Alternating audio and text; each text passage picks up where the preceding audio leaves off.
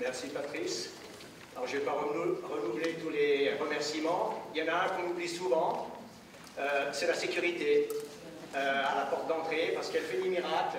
Elle est d'une souplesse légendaire ici, et je pense qu'on peut les remercier, parce que beaucoup sont là ici. Du bureau des ONG qui fait des miracles, entre autres Lydia et Sandrine Burel, que j'aimerais aussi remercier là officiellement. C'est la journée de la femme aujourd'hui. Il y a deux femmes qui auraient bien aimé être parmi nous aujourd'hui. C'est Micheline Calmiret, qui était conseillère fédérale helvétique, et Ruth Dreyfus, qui était également conseillère fédérale. Elles auraient bien voulu participer à ce colloque. Elles nous souhaitent un très grand succès. Apparemment, vous, les participants et participantes qui êtes là, nous prouvez que je pense que ça va être un succès. Donc, elles nous souhaitent plein succès pour ce colloque. Alors, en ce début du XXIe siècle, 16% de la population produit les marchandises qui font la base de notre richesse commune.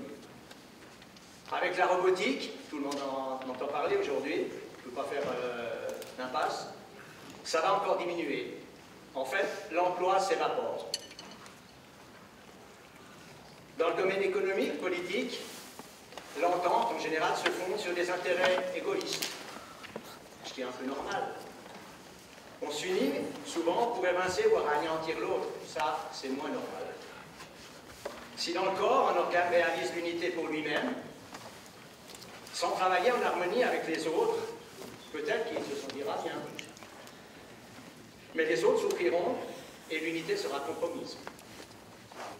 Lorsque je parle d'unité, je sous-entends une unité universelle, dont rien ni personne n'est exclu. Cette unité doit d'abord se faire en nous-mêmes. Toutes nos cellules, toutes nos tendances unissent pour tendre vers le bien et le bonheur de toutes et tous.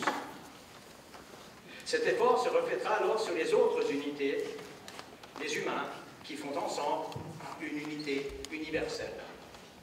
Mais rassurez-vous, ce n'est pas pour tout de suite. Aujourd'hui, il est nécessaire de reconsidérer notre rapport au travail, à l'entreprise, à l'argent, si nous voulons éviter la banqueroute collective et le chaos social. Il s'agit de notre comportement, de notre responsabilité, en regard des nouvelles générations surtout. Notre économie doit devenir héliocentrique. Nous devrions appréhender la vie économique d'une manière toute différente aujourd'hui, avec les armes du cœur, car l'économie, en réalité, c'est une histoire d'amour avec la vie. C'est vrai que ça paraît nouveau, mais c'est ainsi. Et cela, seule notre sensibilité féminine, notre âme, est à même de le comprendre, de le saisir. C'est ce que l'UNESU, avec ses partenaires, vous invite à faire lors de ce colloque, où nous échangerons sur le thème d'une économie à valeur féminine. Dans ses interventions, M. Michael Müller, le directeur de l'ONU à Genève, nous parle souvent de paix, de bonheur conjugué, au travers de solutions innovantes. Mais un système économique qui laisse encore et toujours des millions d'individus sur le carreau, qui laisse mourir des milliers et des milliers d'enfants de malnutrition, qui génère des guerres atroces, est-ce une économie de paix? Assurément non. Alors vous nous tournez en ce début du XXIe siècle.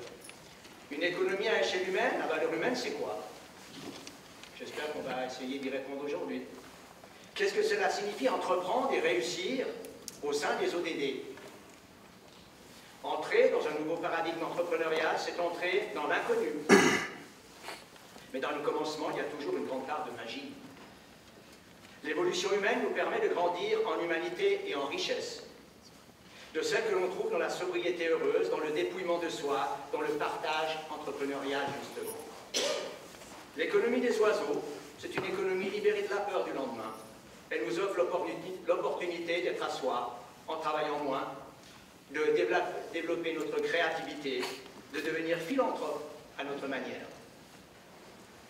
J'espère que cette journée nous donnera l'opportunité, le courage de sortir de nos habitudes de pensée, que nous saurons nous ouvrir à de nouvelles perspectives afin que notre économie devienne le monde fraternel qu'il devrait être. Il en va de notre salut, du salut de l'humanité.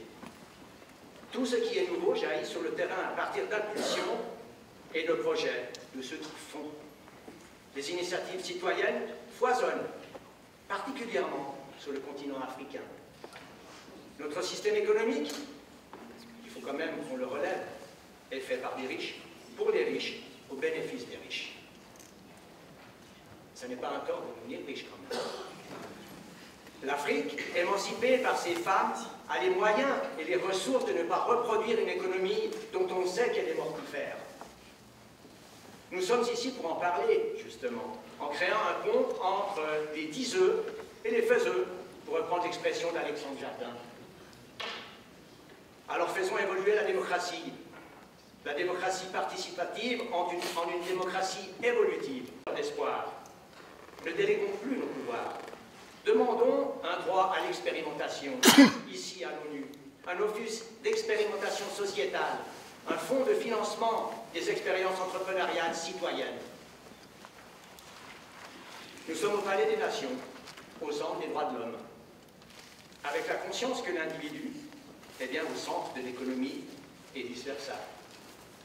Il s'agit pour nous aujourd'hui, pour l'humanité, de relever des pistes objectives qui nous feront passer d'une économie de guerre à une économie de paix. L'exercice démocratique nous oblige à trouver les possibles ensemble. C'est pour ça que nous sommes là. Celles et ceux qui me succéderont à la tribune, nous le démontrerons.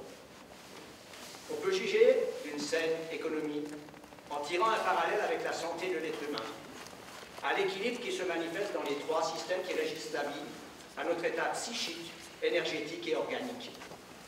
Lorsque l'on parle de leadership féminin, comprenons les qualités de l'âme, de sensibilité, nos sentiments, complément de l'âme d'entendement que les femmes et les hommes ont en commun.